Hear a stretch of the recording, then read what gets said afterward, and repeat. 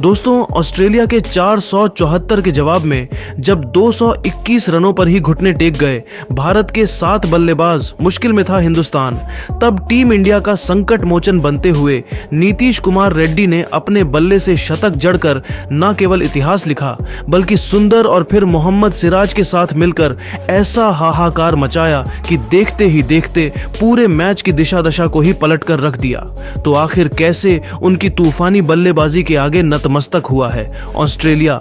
कितने रन ठोक डाले दोनों ने मिलकर? क्या हो गया है भारत का स्कोर? दिखाएंगे इस रोंगटे खड़े कर देने वाले रोमांचक चौथे टेस्ट के तीसरे दिन की पूरी हाईलाइट। तो हमारे साथ अंत तक बने रहे। लेकिन उससे पहले आपको क्या लगता है कि टीम इंडिया अभी भी यह चौथा टेस्ट मैच जीत पाएगी या नहीं? अपनी कीमती राय नीचे कमेंट करके जरूर बताइए। दोस्तों, मेलबर्न के मैदान पर इंडिया और ऑस्ट्रेलिया के बीच खेले जा रहे चौथे टेस्ट मैच के पहले 2 दिनों में तो ऑस्ट्रेलिया भारत पर पूरी तरीके से हावी थी। जहां पहले ऑस्ट्रेलिया ने 474 रन ठोक डाले तो जवाब में टीम इंडिया ने दूसरे दिन का खेल खत्म होने तक 46 ओवर में 164 रन 5 विकेट के नुकसान पर बनाए थे। ऋषभ पंत 6 और रविंद्र जडेजा 4 रन बनाकर नाबाद मौजूद थे। जहां तीसरे दिन सूरज की पहली किरण के साथ जब यह मुकाबला शुरू हुआ तो इन दोनों के कंधों पर अपनी टीम को इस मुश्किल घड़ी से निकालने की बड़ी जिम्मेदारी थी। और आते ही इन दोनों ने फिर ऐसा पराक्रम दिखाया कि देखते ही देखते पूरा मैच ही बदल डाला। जी हां दोस्तों, ऑस्ट्रेलियाई गेंदबाज जल्दी से जल्दी विकेट लेना चाहते थे, लेकिन दोस्तों दिन का पहला ही ओवर लेकर आए पैट कमिंस की चौथी ही गेंद पर शानदार चौका लगाकर ऋषभ पंत ने दिन की एक जबरदस्त शुरुआत की थी और ऑस्ट्रेलिया को अपने खतरनाक इरादे भी दिखाए थे। उसके बाद रुकना क्या होता है वह तो उन्हें आता ही नहीं था। ऋषभ पंत तो आज सिर पर कफन बांधकर मैदान में उतरे थे। उनकी खतरनाक बल्लेबाजी का नतीजा ऐसा हुआ कि 50 ओवर में ऑस्ट्रेलिया ने 174 रन 5 विकेट के नुकसान पर बना लिए थे।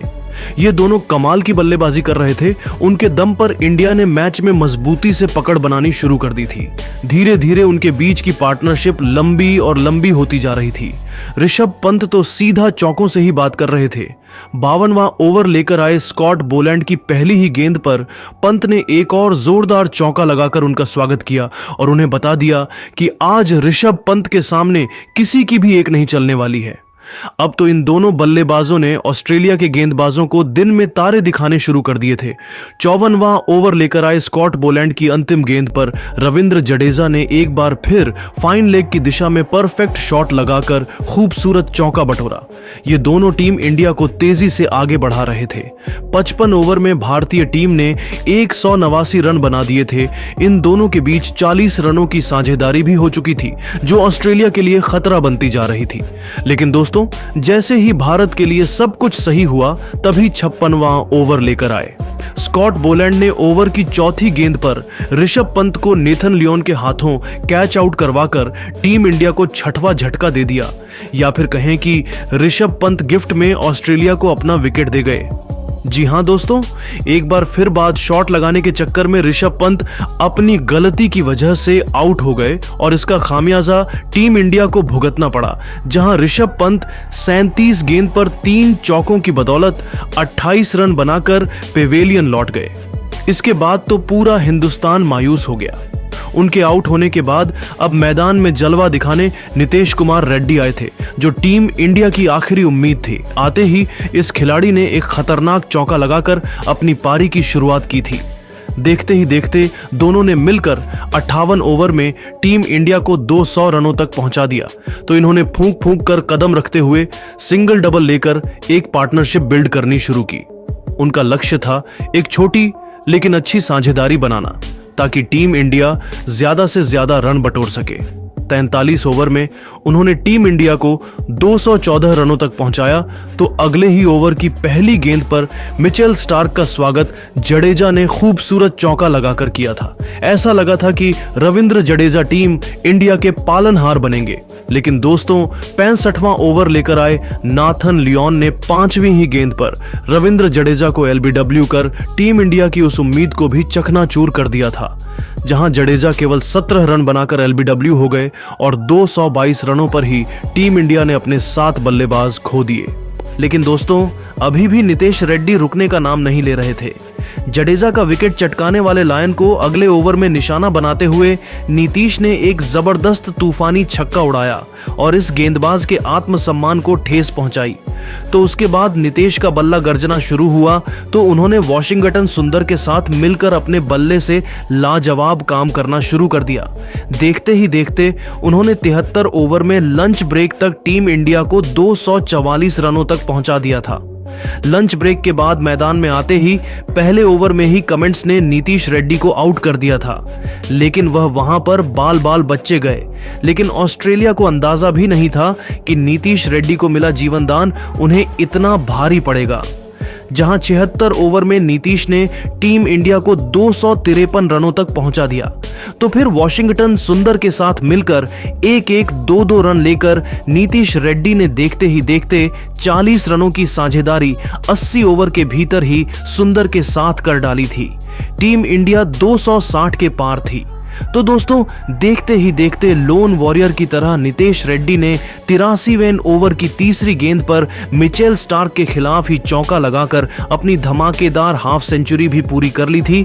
तो फिर अगले ही ओवर में सुंदर और नीतीश ने मिलकर 50 रनों की एक खतरनाक साझेदारी को अंजाम देकर ऑस्ट्रेलिया के होश उड़ा दिए थे। ऐसा लग रहा था टीम इंडिया की गाड़ी पटरी पर वापस आ रही है। ऑस्ट्रेलिया के खेमे में हड़कंप मचा हुआ था। इस पार्टनरशिप ने उनके चेहरे पर टेंशन ला दी थी। उन्हें जल्द से जल्द विकेट चाहिए था क्योंकि टीम इंडिया अब मैच में तगड़ी वापसी गलती नजर आ रही थी। जैसे पिछले मैच में किया था, यही डर उनको भी सता रहा था। 88 ओवर में टीम इंडिया 294 रन बना चुकी थी। यह दोनों बेखौफ अंदाज में ऑस्ट्रेलिया के गेंदबाजों की कुटाई किए जा रहे थे। पलक झपकते ही टीम इंडिया 300 रनों के पार थी। एक बहुत बड़ा माइलस्टोन इन दोनों ने पार कर लिया था। ऑस्ट्रेलिया को तो अभी भी समझ में नहीं आ रहा था क्या किया जाए। पेट कमिंस से लेकर नाथन लियोन, मिचेल स्टार्क, हर एक गेंदबाज उनके सामने आज तो बेबस नजर आ रहा था और 300 पार करते ही यह तो कहर बनकर ऑस्ट्रेलिया पर टूट पड़े। 94वें ओवर की अंतिम गेंद पर नीतीश रेड्डी ने एक बेहतरीन चौका लगाया तो 95वें ओवर की पहली ही गेंद पर मिचेल स्टार्क का स्वागत सुंदर ने चौके से कर ऑस्ट्रेलिया के खेमे में हाहाकार मचा दिया था। देखते ही देखते दोस्तों, उन्होंने फिर ऑस्ट्रेलिया को कोई और सफलता हासिल नहीं होने दी और टी ब्रेक तक 97 ओवर में टीम इंडिया ने 326 रन बना लिए थे, जहां 85 रन बनाकर खेल रहे नीतीश रेड्डी अपने शतक के बेहद करीब थे।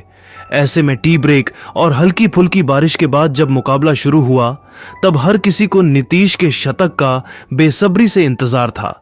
लेकिन ऑस्ट्रेलिया के लीथल पेस अटैक के सामने यह काम आसान तो होने वाला था नहीं। जहां ऑस्ट्रेलिया के गेंदबाजों मिचेल स्टार्क और मिशेल मार्श ने आग उगलते हुए 106 ओवर तक टीम इंडिया का स्कोर केवल 339 रन होने दिया था। लेकिन दोस्तों, देखते ही देखते इन दोनों खिलाड़ियों ने वह कारनामा कर दिखाया जो कोई सोच भी नहीं सकता था। सुंदर ने नाथन लियोन की गेंद पर सिंगल लेकर अपना शानदार अर्धशतक ठोक डाला तो अगली ही गेंद पर नीतीश ने एक खतरनाक चौका लगा दिया। अब सबको नीतीश की सेंचुरी का इंतजार था क्योंकि उन्होंने 97 रन ठोक दिए थे। वह अपने माइलस्टोन के बेहद करीब थे। लेकिन दोस्तों, तभी नाथन लियोन ने वॉशिंगटन सुंदर का शिकार कर 127 रनों की पार्टनरशिप का अंत कर दिया, जहां सुंदर 50 रनों की एक खूबसूरत और सबसे इंपॉर्टेंट पारी खेलकर पवेलियन लौट गए। लेकिन नीतीश रेड्डी एक छोर पर डट कर खड़े थे। उन्होंने टीम इंडिया को 350 के पार पहुंचा दिया। तभी दूसरी तरफ से पैट कमिंस ने जसप्रीत बुमराह को बिना खाता खोले पवेलियन भेजकर भारत को 9वां झटका दिया। सबकी सांस अब ऊपर नीचे होने लगी थी। ऐसा लगा था कि अंतिम 3 गेंद पर कमेंट्स ने यदि सिराज को आउट कर दिया तो नीतीश 99 पर ही रह जाएंगे। हालांकि दोस्तों, मोहम्मद सिराज जी ने बहादुरी से उन 3 गेंद का सामना किया और सरवाइव कर गए। तो अगले ही ओवर में नीतीश ने बोलैंड की गेंद पर चौका लगाकर अपना धमाकेदार शतक मात्र 171 गेंद में ठोककर इतिहास लिख दिया था, जिस पर पूरे स्टेडियम में खड़े होकर उन्हें सलाम ठोक। हालांकि 116 ओवर में 358 रन ही बने थे। कट अब भी बारिश आ जाती और मैच को रोकना पड़ जाता है। टीम इंडिया अभी भी 116 रन पीछे चल रही थी।